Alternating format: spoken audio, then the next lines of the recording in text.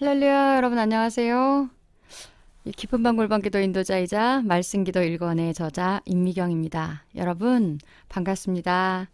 매일 밤 골방기도로 인사하다가 또 다른 모습으로 인사드릴 수 있게 되어서 기쁘고 감사합니다. 특별히 말씀기도 일권이 이번에 출간되었는데요. 이 책이 나오기까지 큰 은혜를 베풀어 주신 하나님께 영광을 올려드립니다. 오늘은 제가 이 말씀 기도에 대해서 조금 이야기해 보려고 합니다. 여러 가지 기도의 방법이 있는데 왜 깊은 밤 골방 기도는 말씀 기도로 기도하고 있는지, 왜 이 말씀 기도를 쓰게 되었는지, 말씀 기도라는 게 뭔지 하나님이 제게 주신 은혜를 여러분과 함께 나누어 보려고 합니다. 할렐루야. 제가 골방기도 하면서 할렐루야 이렇게 많이 하잖아요.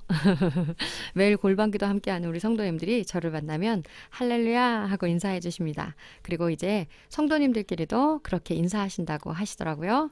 너무너무 감사합니다. 하나님이 인간을 창조하신 목적이 무엇인가를 이야기할 때 하나님을 찬양하는 자로 만드셨다고 하시잖아요. 할렐루야. 하나님을 찬양하는 소리인 줄 믿습니다. 우리 깊은 밤 골방기도가 하나님을 찬양하는 자들의 모임이 되고 하나님을 찬양하는 소리가 가득한 기도의 자리가 되기를 소망합니다. 할렐루야. 네, 이제 본격적으로 기도 이야기를 시작해 볼게요. 저는 목회 20년 차 목회자의 아내입니다. 그러다 보니 목회자의 아내로 부름받고 남편 따라 목회는 나왔는데 목회가 뭔지 무슨 사역을 해야 하는지 잘 몰랐습니다. 다만 제 가슴속에 열정만 가득했었습니다. 그런 저에게 하나님은 기도의 자리를 허락해 주셨어요. 그리고 그 기도의 자리에서 오랜 시간 기도하면서 저는 많은 영적 체험도 하고 정말 수많은 기도의 응답을 받았습니다.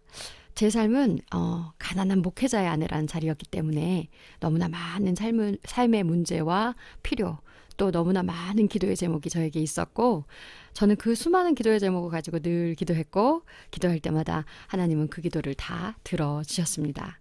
그렇게 한 7, 8년쯤 기도하고 나니까 저는 하나님을 너무너무 사랑하게 되었어요. 기도만 하면 다 들어주시고 수많은 신비와 은사를 내려주시니 어떻게 하나님을 사랑하지 않을 수가 있겠어요. 할렐루야. 매일매일 많은 시간 기도 생활을 해왔기 때문에 가만히 혼자 앉아 있어도 영적인 것들이 보이고 들리고 삶의 필요를 따라 구하면 마치 램프의 지니처럼 하나님 이거 주세요 하면 이거 주시고 저거 주세요 하면 저거 주시고 할렐루야. 우리 남편 청소기 돌리게 해주세요 그러면 목사님이 청소기를 막 돌리고 있고 오렌지 먹고 싶어요 그러면 다음날 오렌지가 박스로 오고 할렐루야. 그러다 보니 저는 하나님이 너무너무 좋았어요. 그런데 어느 날 문득 성경을 읽다가 그런 생각이 들더라고요. 늘 내 기도를 들으시고 내 소원을 들어주시는 하나님은 너무너무 좋은데 예수님 말이에요. 예수님은 나랑 무슨 상관이지? 사람들은 예수님을 너무너무 사랑한다는데 저는 하나님은 사랑하는데 예수님은 사랑하지 않는 것 같았어요. 저는 예수님이 너무 멀게 느껴졌어요. 예수님은 하나님의 아들이시니 내가 그분을 사랑하고 그분이 나를 사랑하시는 게 아니라 왠지 예수님과 나의 관계는 세상의 형제지간처럼요. 원래 세상의 형제자매지간은 경쟁 관계라서 엄청 싸우고 다투잖아요. 시기하고 질투도 하고요. 그 정도는 아니지만 뭔가 하나님이라는 한 아버지를 두고 뭔가 경쟁해야 하는 형제지간처럼 그런데 예수님보다 내가 더 사랑받는 것 같으니 그렇게 별로 거슬리지 않는 그냥 대면대면한 오빠 정도? 제가 생각하는 예수님과 저의 관계는 딱 그 정도의 느낌이었어요. 예수님이 죄인을 용서하시기 위해 피 흘리시고 십자가에 돌아가셨다며 사순절이 되고 고난주간이 되면 많은 사람들이 눈물 흘리면서 슬퍼하기도 하잖아요. 그리고 그 영화요. 패션 오브 크라이스트라는 영화 보면 너무 잔인하고 무섭고 그 무서운 십자가를 죄인을 위해 져주셨다는데 우리 오빠 예수님은 대단한 사람인 거죠. 그렇지만 나를 위해 그분이 죽어주셨다는 생각은 없는 상태. 왜냐하면 나는 죄인이 아니니까. 할렐루야! 설마 아멘 하시는 거 아니죠? 저는 엄청 착한 사람이에요. 어릴 때부터 제가 그렇게 생각했었어요. 어릴 때부터 사람들은 저를 평화주의자라고 불렀단 말입니다. 사람 사이에서 불화가 일어나면 달래고 화해시키는 일을 하는 사람. 아무리 힘들고 어려워도 잘 참고 늘 긍정적인 사람. 그리고 딱히 싫어하는 사람도 없고 미워하는 사람도 없고 원수도 없는. 그리고 또 모두를 다 잘 공감하기에 누구도 이해가 안 되는 사람이 없는 사람? 저는 그런 사람이거든요. 그렇다고 제가 사람을 때렸겠습니까? 도둑질을 하겠습니까? 간음하거나 살인을 했겠습니까? 나는 잘못한 게 없어요. 난 잘못하지 않습니다. 할렐루야! 여기서도 아멘 하시면 곤란합니다. 저는 스스로 착한 사람이고 싶었고, 그래서 엄마 말 잘 듣고, 선생님 말씀 잘 듣고, 목사님 말씀 잘 듣고, 착하게 살아온 전형적인 착한 사람이었던 거죠. 그러니 저는 당연히 죄인이 아니잖아요. 고집불통, 우리 목사님은 가끔 나를 괴롭히니 죄인일지도 모르고, 아들들이 셋이 있거든요, 저는요. 이 아들들은 늘 고집 부리고 제 속을 썩여요. 그러다 보니 저의 이 세 아들은 다 죄인이에요. 예수님은 그들을 위해서 오신 건 맞아요. 그치만 난 아니라고 라는 생각을 했습니다. 그런 저한테 죄인을 위해 죽으신 예수님은 나와는 상관도 없고 관심도 없는 그저 착한 오빠일 뿐이지 그 이상도 그 이하도 아닌 상태인 거죠. 그런데 그게 너무 이상했어요.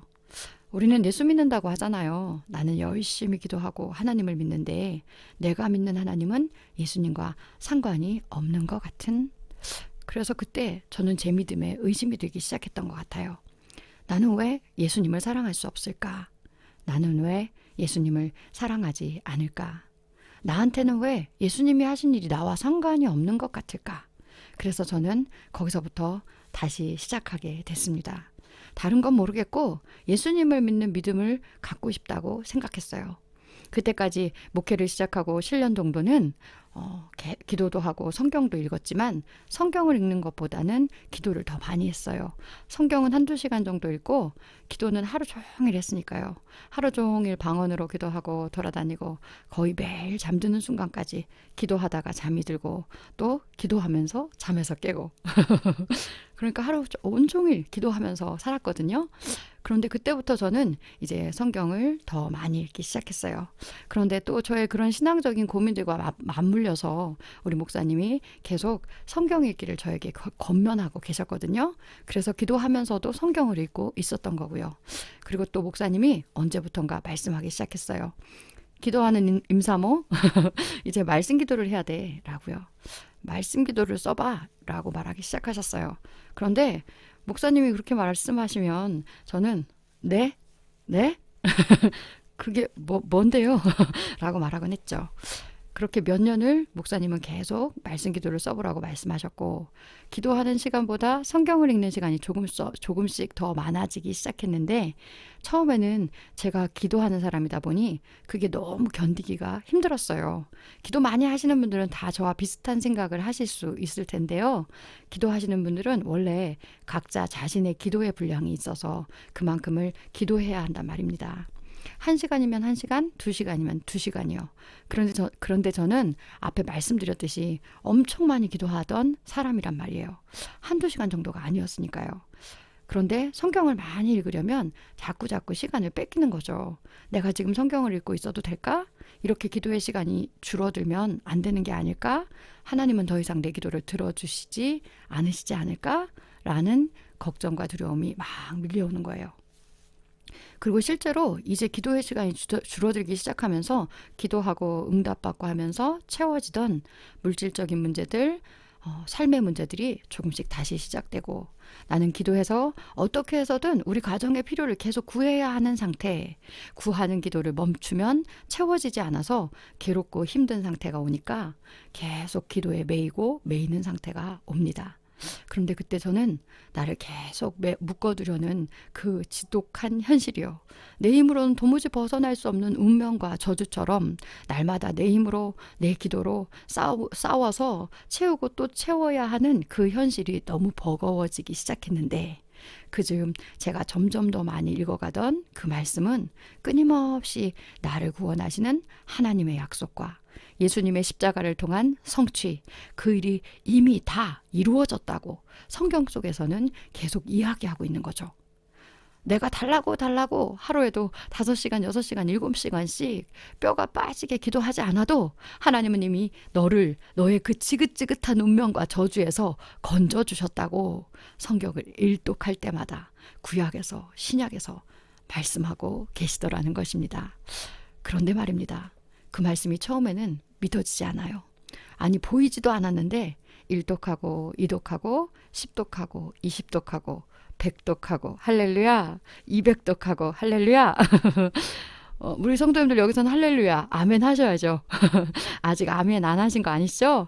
100독, 200독이 남의 얘기라고 그렇게 대충 넘어가시면 안 됩니다. 어쨌든 부지런히 말씀을 읽고 또 읽어가면서 그 말씀이 이제 제 속에서 믿어지는 겁니다. 할렐루야. 그러므로 믿음은 들음에서 나며 들음은 그리스도의 말씀으로 말미암았느니라. 로마서 10장 17절 말씀입니다. 할렐루야. 하나님의 말씀을 읽으시기 바랍니다. 하나님의 말씀이 참된 믿음이 되어 우리 속에서 역사할 줄 믿습니다. 그렇게 저는 말씀을 읽고 또 읽을 때 그 말씀이 참된 믿음으로 제 안에서 역사하는 것을 경험할 수 있었습니다. 믿어지기만 하는 것으로 끝나는 것이 아니라 그 믿음이 이제 현실이 돼요. 내가 그렇게 죽도록 기도하지 않아도 하나님께서 제 삶의 필요는 이렇게 채워주시는 할렐루야. 죄가 하나도 없는 것 같아서 죄인이 아니라고 생각했던 저요. 그래서 예수님의 십자가가 필요 없었던 저에게 이제 예수님의 십자가는 꼭 필요한 것이 되었습니다. 내가 내 인생의 주인으로 인생의 그 무거운 짐을 다 지고 살아가야만 했던 나를 예수님의 십자가의 공로로 내 모든 죄를 심판하셔서 나를 자유케 하시는 그저 예수를 그리스도로 믿기만 할 때 우리에게 내려주시는 그 은혜는 이제 내가 내 삶의 주인으로 살아가는 삶이 아니라 오직 하나님의 말씀 안에 숨겨진 그 하나님의 뜻이요. 나를 구원하시고 나의 형제를 구원하시고 사망 가운데 죽어가는 우리의 모든 이웃들을 구원하시는 그 약속이요. 그 약속의 성취가 하나님의 말씀 성경 안에 있고 그 말씀의 기록을 우리가 읽을 때 그 말씀은 우리 안에서 오늘도 살아서 생명으로 역사하시는 것을 알게 되었습니다. 이제 제 기도는 달라지기 시작했습니다. 할렐루야. 하나님, 이게 없어요. 이거 주세요. 하나님, 저게 없어요. 저거 주세요. 하나님, 이게 필요해요. 이거 주세요. 하던 제 기도는 이제 멈추어졌습니다. 그리고 하나님의 말씀 안에 빼곡히 쓰여진 그 하나님의 뜻을 이루어 주옵소서 하는 기도가 저의 기도가 되었고 그 기도가 바로 말씀 기도입니다. 할렐루야. 그렇게 몇 년간의 씨름 끝에 저는 2018년부터 교회력에 의한 성서 일과를 따라 말씀 기도를 쓰기 시작하게 되었습니다. 저희 목사님은 저에게 이전에 하나님의 말씀 없이 쏟아져 나오던 수많은 은사들을 그 은사들의 문을 닫고 말씀으로 깨끗하고 정결하게 나의 영성을 유지할 것을 끊임없이 요구하셨고 저는 사실 그게 너무너무 힘들었지만 그 뜻에 순종하면서 그 모든 신비에 의한 기도를 멈추고 말씀을 읽고 또 읽어 말씀으로 나의 온 영과 혼과 육을 채우려는 노력을 계속했습니다. 그리고 마침내 2018년 이제 하나님의 말씀을 가득히 채운 저에게 하나님은 교회력에 의한 성서 일과를 따라 말씀 기도를 쓰는 자리로 인도해 주셨습니다. 하루 종일 주어진 말씀을 읽고 또 읽고 선포되어진 하나님의 말씀을 듣고 또 들을 때 그 말씀의 한가운데에서 하나님은 말씀 기도를 주셨는데 마치 양동이로 쏟아붓는 것 같았어요. 2018년에 강림절 제1주 첫 말씀 기도를 쓸 때 지금 여러분이 가지고 계신 말씀 기도 1권의 첫 기도인데요. 그 말씀 기도의 첫 문장이 막 떠올랐는데 그 한 줄을 쓰고 나면 두 번째 줄, 세 번째 줄이 막 쏟아져 나오는 겁니다. 하나님이 하늘에서 양동이로 막 쏟아부어 주시는 것 같았어요. 그러면 제가 컴퓨터 앞에 앉아가지고 막 받아치는 거죠.